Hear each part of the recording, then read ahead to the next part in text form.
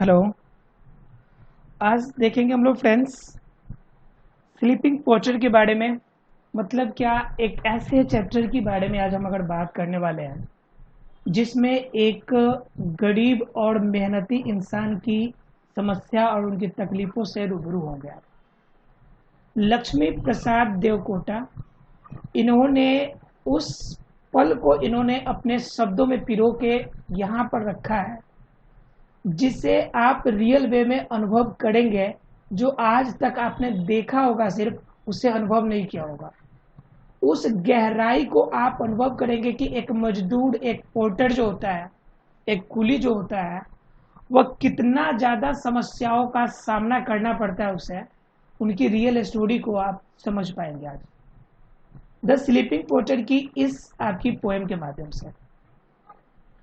एक ऐसे केस को, जिस केस के बारे में नेचर, जो हमारी जो प्रकृति है, वह प्रकृति कभी भी एक उस फॉर्म में नहीं रहती है जिस फॉर्म में हम सभी जानते हैं।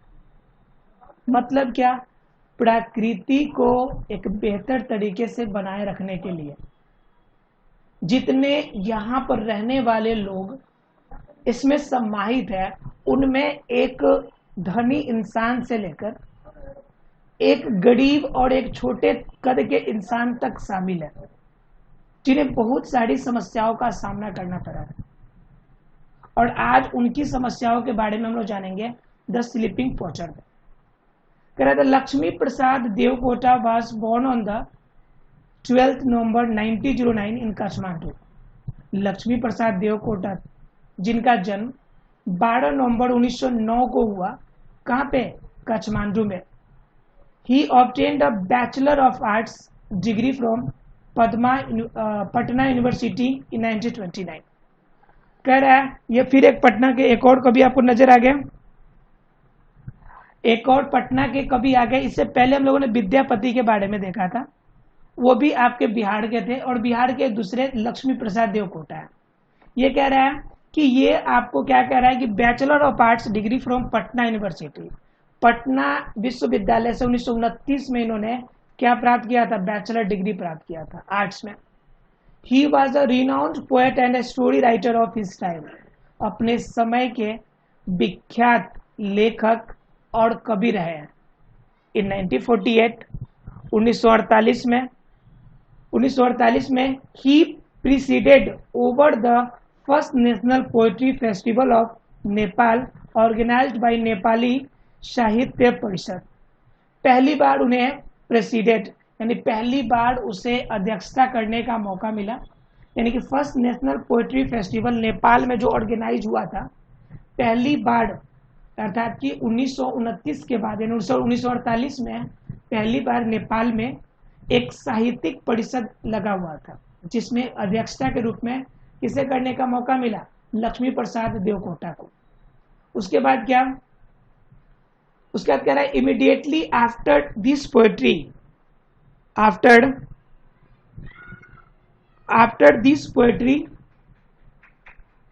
Poetry festival he exiled himself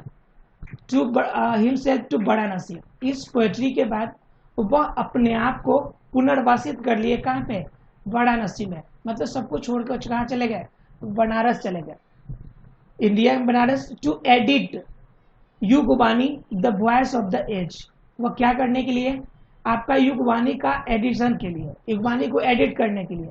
which was mouthpiece of the Nepali Congress, जो नेपाली कांग्रेस की एक माउथ पीस था, एक जबरदस्त, एक कहानी के रूप में, एक लेख के रूप में, एक जबरदस्त कविता का संग्रह के रूप में था।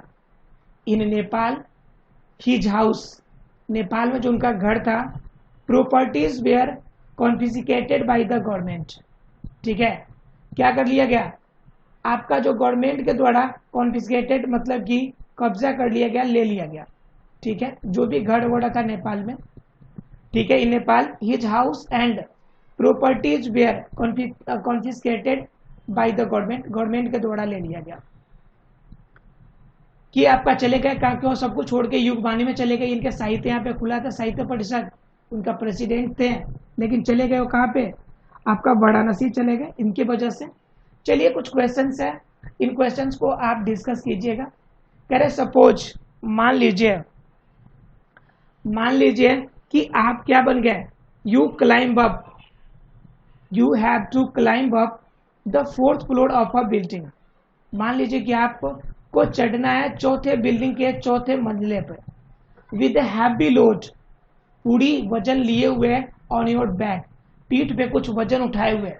Will you feel any trouble doing so? क्या आपको वहां तक जाने में कोई कठिनाई का सामना नहीं होगा? Talk about the trouble that you will face. आप अपने फ्रेंड से यह शेयर कीजिए कि आपको किस तरह की प्रॉब्लम होगी। पहला नंबर, पीठ पे ज़्यादा वजन अर्थात कि बैक पे, तो आपकी बॉडी बैलेंस नहीं होगी। पहला नंबर बात, बॉडी बैलेंस नहीं होगी, बॉडी बैलेंसिंग में इशू होगी, पहला केस। दूसरा केस क्या होगा कि आपका एनर्जी लेवल बहुत हाई चाहिए, एनर्जी लेवल हाई चाहिए, एक बॉडी का वेट, दूसरा आपका जो सामान रखे उनका वेट, तो एनर्जी लेवल बहुत हाई चाहिए। तीसरा नंबर कि जब चढ़ाई पे चढ़ते हैं तो आपकी पैर जो होती है वह बैलेंस नहीं हो पाती है, मतलब कि लेग और फुट की इशू जो होती है वह सबसे बड़ी समस्या होती है बैलेंस करना। उसके बाद क्या कि वह अगर ज़्यादा ऊंचा तक लगातार कंटिन्यू चढ़ना हो तो फिर आपके स्टेप्स जो होंगे उन स्टेप्स पे आपको बड़ी प्रॉब्लम होती है स्टेप्स रखने में ऊपर, क्योंकि थोड़ा सा भी बैलेंस बिगड़ेगा तो पूरा नीचे आ सकते हैं। तो इस तरह की सभी समस्याएं आपकी देखने को मिलती है। ठीक है, अब इनके बेस पे आपको अपने फ्रेंड के बीच में डिस्कस करने मैंने कुछ पॉइंट बताए, उनके आधार पे आप डिस्कस कीजिएगा। अन्य हो तो कुछ वेट लेके आप चढ़ के देखिएगा, जो प्रॉब्लम्स होगी उनको शेयर कर लीजिएगा। चलिए देखते हैं अब आगे कहता क्या है। द स्लीपिंग पोर्टर कह रहा है अ 25 kilo load on his back, अपने पीठ पर 25 किलो का वजन लिए हुए। स्पाइन बंडल बेंट, बिल्कुल अपने पीठ को ऐसे झुकाए हुए, अपने पीठ पर 25 किलो का वजन उठाए हुए। और 6 माइल क्लाइंबर, 6 मील की ऊंचाई पे चढ़ना।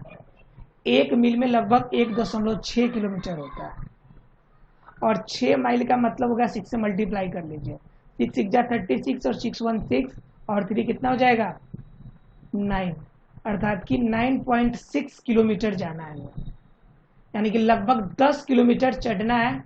कितना वजन लेके 25 किलो का वजन लेकर, और ये भी ऊंचाई पे चढ़ना है 10 किलो ऊंचाई पे। ठीक है, उसके बाद क्या, इन स्नोज ऑफ विंटर, जाड़े की बर्फ वाले जगह पे, ठंडी की मौसम, और इन बर्फ पे आपको चल के जाना है ऊपर। समझिए जरा ध्यान से, naked bones skeleton like frail frame, मतलब कि हड्डियां इस तरह से दिख रही है जैसे कि आपकी पूरी स्केलेटन जो एक फ्रेम बना हुआ हो उसकी तरह। उसमें मांसल जो है जो आपके मसल्स है उसमें दिखाई न दे, आपको सिर्फ हड्डियों की जंजाल आपको नजर आए। 8 फेसिंग एन अपहिल टास्क, और फिर भी आप ऊंचे चढ़ने के लिए टास्क करते हैं। He is challenging the mountain, और आप उस पहाड़ी को चैलेंज करते हैं, उस पहाड़ी पे जहाँ पे चढ़ रहे होते हैं उनको चुनौती पैदा करते हैं कि हम चढ़ के दिखाएंगे। समझिए कि कितना टफ मूवमेंट होता है, कितना आपका टफेस्ट मूवमेंट होगा वो, जरा सोचिए।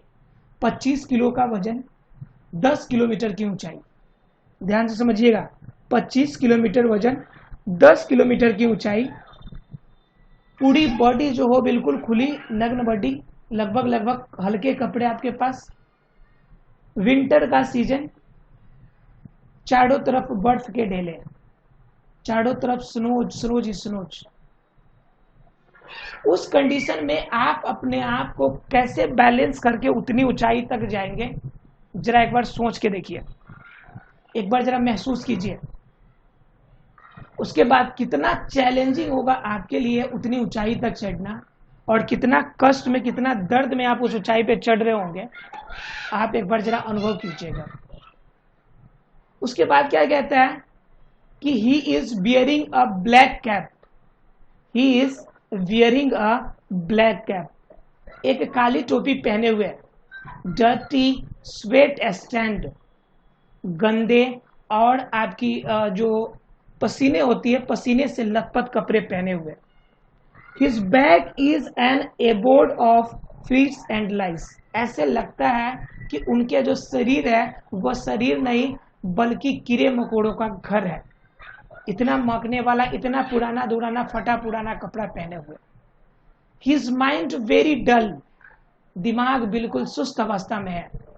Although it emits a sulphur like sour smell, sulphur की तरह खट्टी जो महक है, बदबू जो है वो आ रही है। But what a statue human figure, but what a statue human figure, लेकिन उस ह्यूमन, उस मानवीय जो आपका फिगर है उनका क्या, जितना वह कष्ट में वो आगे बढ़ रहा है उन कष्ट का क्या। जब 10 किलोमीटर की चढ़ाई पे आपको चढ़ना हो, जब आपको 25 किलो का वजन लेके ऊपर चढ़ना हो 10 किलोमीटर की ऊंचाई, उस समय आपको पसीना पोंछने की ताकत होगी, आप पसीना पोंछने का समय होगा आपके पास, आपको अपने कपड़े संभालने का समय होगा, आपको अपनी सुगंध की पड़ी होगी, अपनी बॉडी पर्सनालिटी की पड़ी होगी। उस समय तो दिमाग सिर्फ आपके बॉडी को बैलेंस करने में लगा होगा। एक बार अगर कदम इधर उधर हुआ तो सीधा आप पहाड़ियों से किस गर्त में जाएंगे इसका कोई पता नहीं। समझ सकते हैं कितना टफ मोस्ट मूवमेंट है। उसके बाद कह रहा है लाइक अ बर्ड, एक चिड़िया की तरह। His heart is twittering and panting, उनका जो हार्ट है वह चहचहा रहा है, एंड पेंटिंग, कमजोर धड़कन की तरह आपका चल रहा है। He is sweating and out of breath, हर सांस में उनकी पसीने की बू आ रही है, पसीने टपक रहे हैं, हर सांस के साथ पसीने टपक रहे हैं। टपकना पड़ेगा भाई, उतनी ऊंचाई तक इतनी मेहनत शायद ही किसी से हो पाएगा।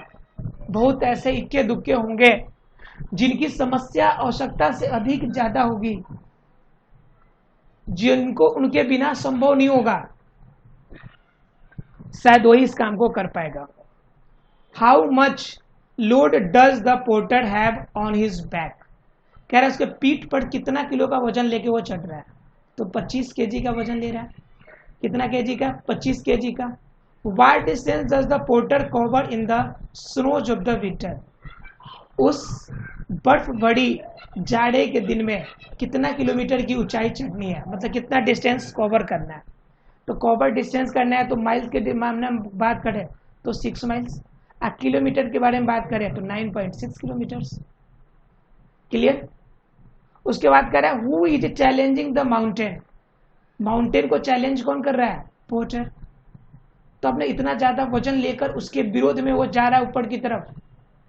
कह रहा है what type of cap is bearing, एक तो ब्लैक कैप है, दूसरा ये कैप गंदा है अर्थात की डर्टी है, और तीसरा जो है आपका स्वेट जो है स्मेल कर रहा है, मतलब क्या? पसीने से महक रहा है, ये प्रॉब्लम है। 5वां नंबर क्वेश्चन कह रहा है what type of smell does the porter emit, porter से आपका स्मेल कैसा आ रहा है? तो आपका सावड़, सल्फर लाइक सावड़ स्मेल, ठीक है, यानी कि शोर में स्मेल आ रहा है, सल्फर की तरह खट्टी स्मेल आ रही है, बू आ रही है। क्लियर?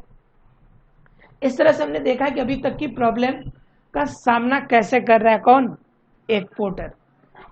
आगे देखते हैं, कह रहा है ही हट ऑन द क्लिफ, अ हट ऑन द क्लिफ, पहाड़ की छोटी सी चोटी पर इनका अपना एक झोपड़ा है, एक झोपड़ी है जो लकड़ी और आपके क्या कहते हैं लकड़ी लठों से घास फूसों से बनी हुई एक छोटी सी झोपड़ी है।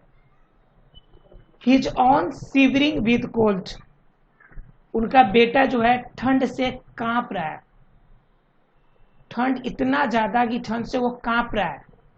ओज ऑफ हंगर, और मानो ऐसे कि भूखमरी जैसे दुश्मन की तरह उसके सामने खड़ी हो, मतलब क्या? वो पीछा ही न छोड़ने वाली हो, ऐसी दुश्मन हो। कौन? हंगर, भूख प्यास से आपका एकदम बिलख रहा हो, ठंड से कांप रहा है। उसके बाद क्या, the mother searching for nettles and vines, उनकी माँ इकट्ठा करने गई कि कुछ भी खाने पीने को मिल जाए ताकि अपने बेटे को खिला पिला सके। Beneath this hero of the mountain, इन सब के नीचे जो हीरो ऑफ द माउंटेन, पहाड़ का हीरो नायक, the proud conqueror of nature, जो प्रकृति को जीत रहा है, are the snow clad peaks above, जो इस स्नो क्लैड पिक्स पर के ऊपर ये चढ़ रहा है, आगे बढ़ता जा रहा है।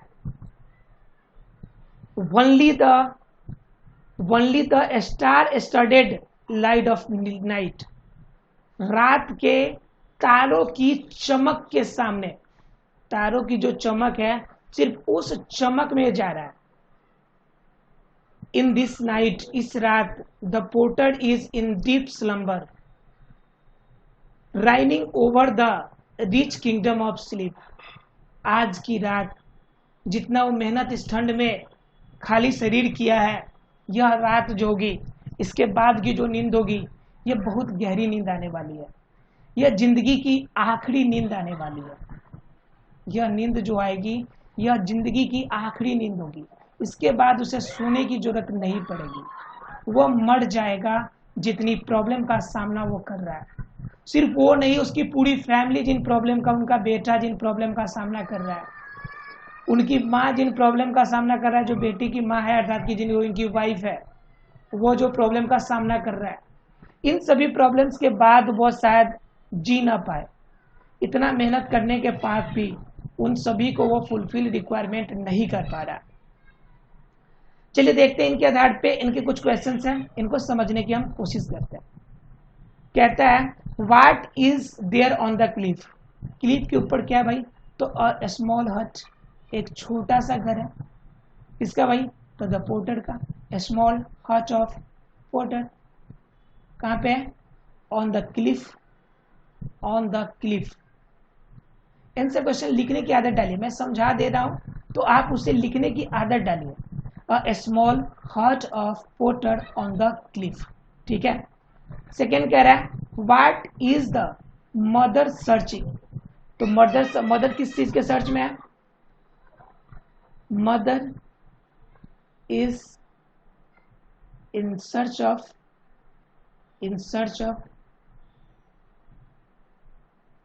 वाइन, कुछ खाने पीने की सामग्री मिल जाए। Mother is in search of wines.